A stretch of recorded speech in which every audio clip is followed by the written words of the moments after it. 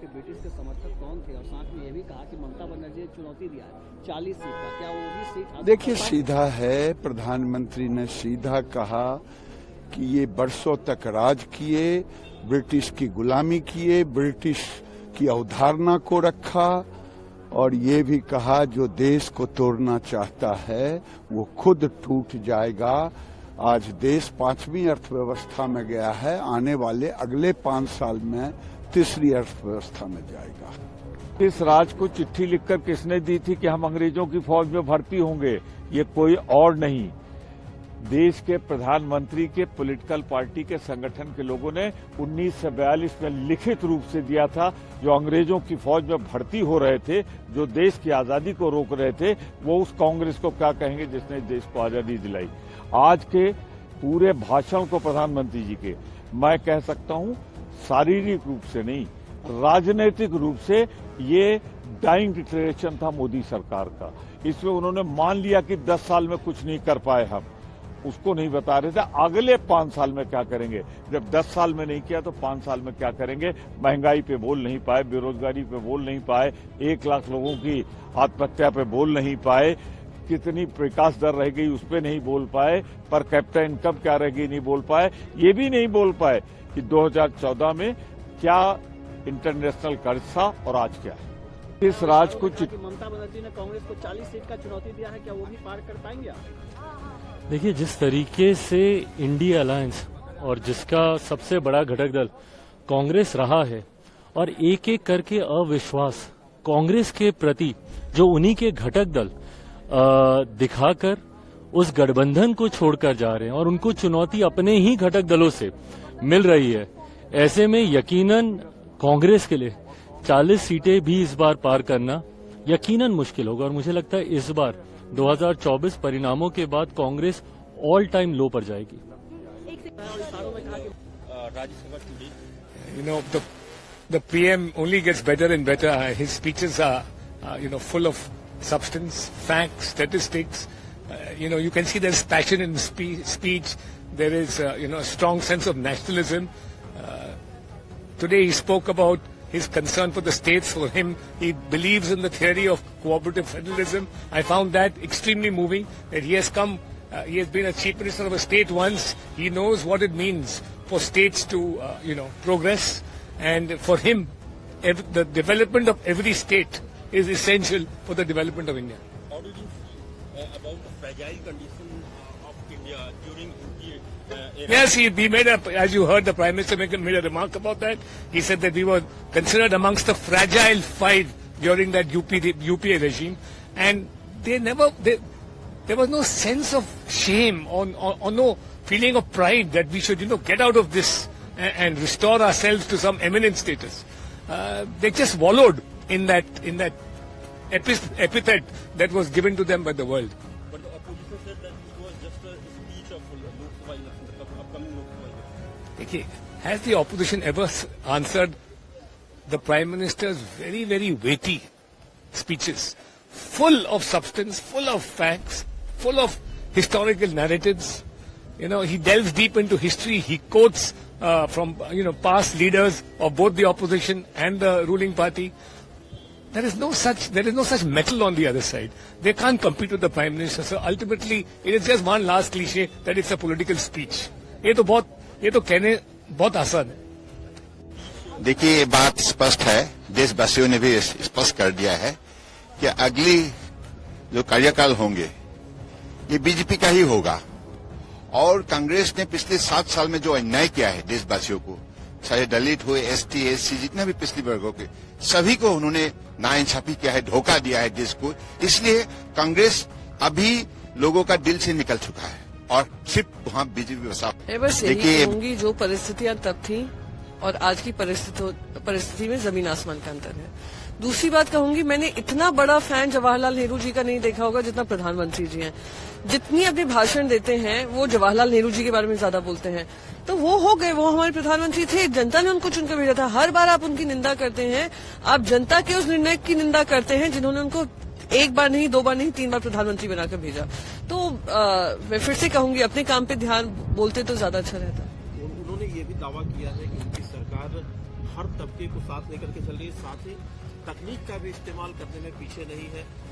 इस बारे में आपको मैं बस यही कहूंगी, अगर सबको साथ लेकर चल रही है तो देश में जो अर्थव्यवस्था का माहौल है, जॉबलेसनेस है, महिलाओं के ऊपर बढ़ता उत्पीड़न है, हम देख रहे हैं महिला क्राइम्स कितने बढ़ रहे हैं, पर कैपिटा इनकम नहीं बढ़ रहा है, महंगाई बढ़ रही है और जो खुलेआम भ्रष्टाचार हो रहा है, तो उसका ब्यौरा देते प्रधानमंत्री जी।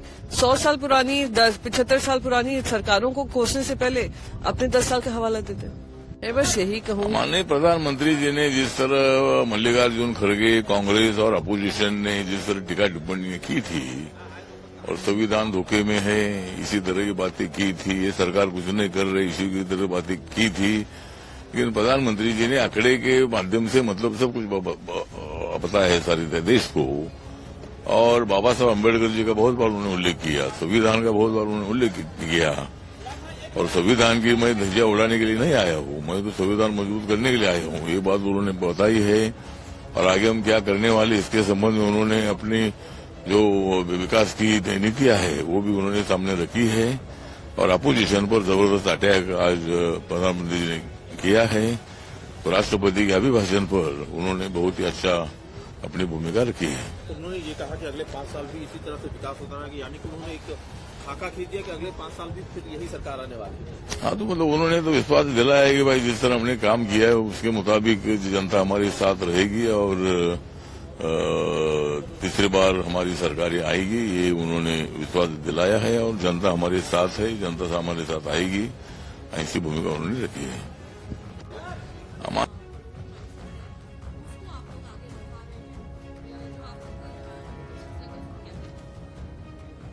इतिहास की पन्ने को थोड़ा देखने के लिए मैं सबको गुजारिश करूंगा, खासकर प्रधानमंत्री जी को। उससे पता चलेगा कि ब्रिटिश कॉलोनियल पावर को देश से खदेड़ने के लिए हजारों लाखों की तादाद में उस दिन की जो आजादी की लड़ाई में शामिल हुई थी, उन्हीं के बीच एक भी बीजेपी की नेता नहीं थी। आजादी की जंग में जितने लोग शहादत किए थे, फांसी की फंदा मुस्कुराते हुए अपने थे, एक नाम बीजेपी के कोई पूर्वजों के नहीं थे। और इतिहास की पन्नों में ये भी लिखा है कि ब्रिटिश हुकूमत को हमारे हिंदुस्तान में बरकरार रखने के लिए ये सत्तारूढ़ पार्टी जो आज देश चलाते हैं, उनकी पूर्वजों ने ब्रिटिश हुकूमत को समर्थन करते हुए ब्रिटिश हुकूमत को और ताकतवर मजबूत बनाने की पैरवी करते थे। यही इतिहास है।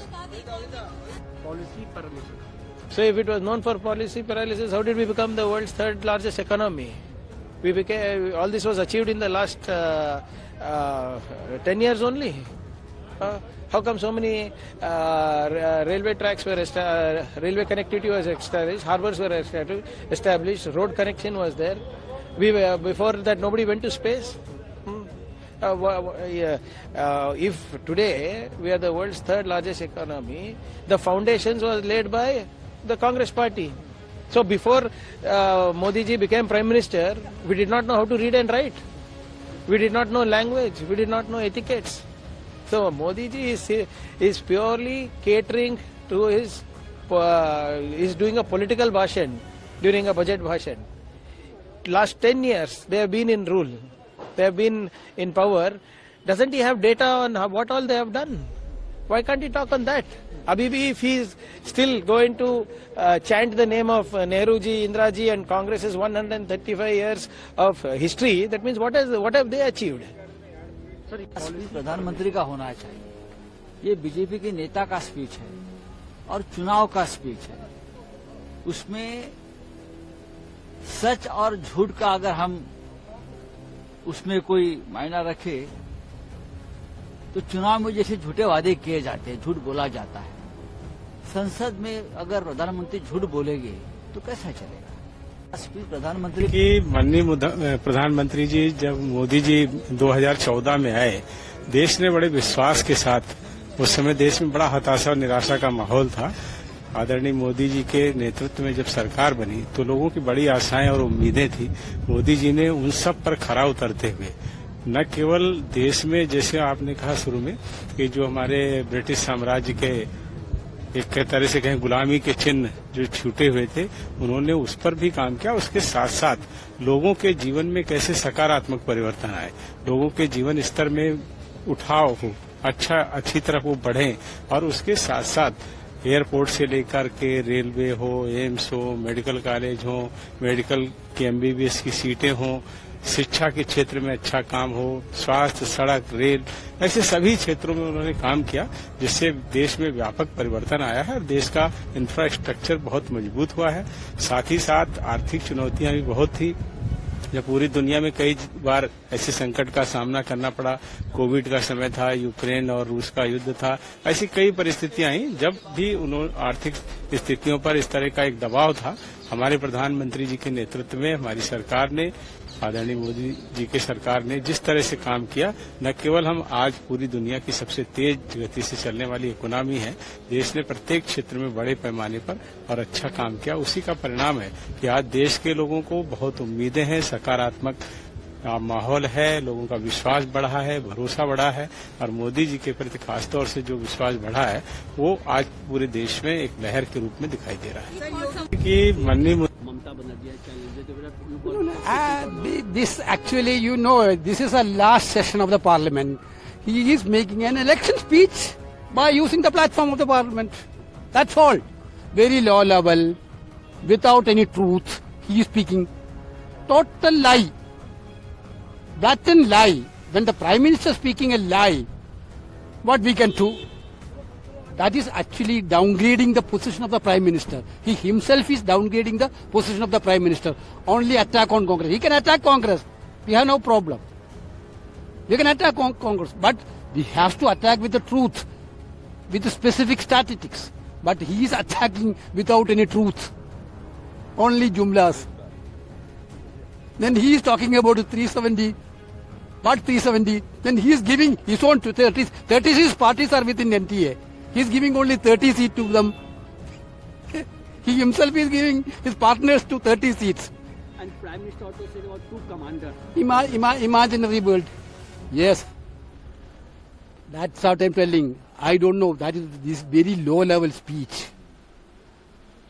We are all members of parliament.